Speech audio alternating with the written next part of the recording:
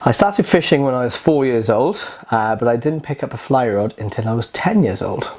It was on the River Teivi, which I still fish, some would say far too often nowadays, but it was through fishing lessons provided by the local fishing club, which are actually still taking place to this day. I started guiding again on the River Teivi, and then later on the River Tawi as well. Started guiding on those rivers when I was around 15.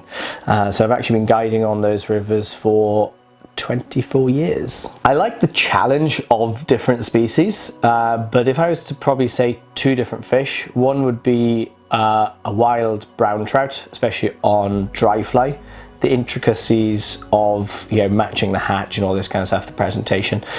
But I would probably say the first love would be sea trout, which is probably what most people would know me for.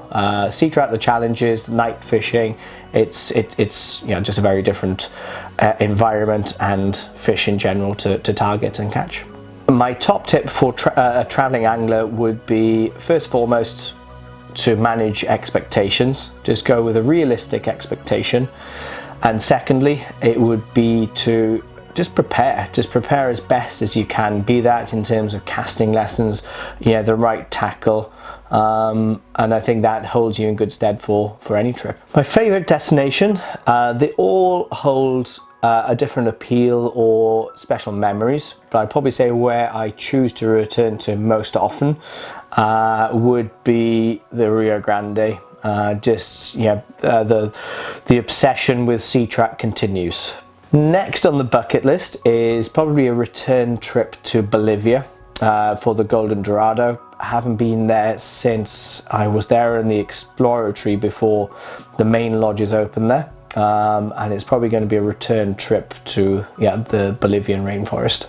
I've been an Aardvark or an Aardvarkian for 7 years. My role within Aardvark would primarily be sales and marketing, and specifically within the sales arena, it would be dealing with South America, Canada, Alaska, Russia, and some other destinations, but I'd probably say South America would be my main focus.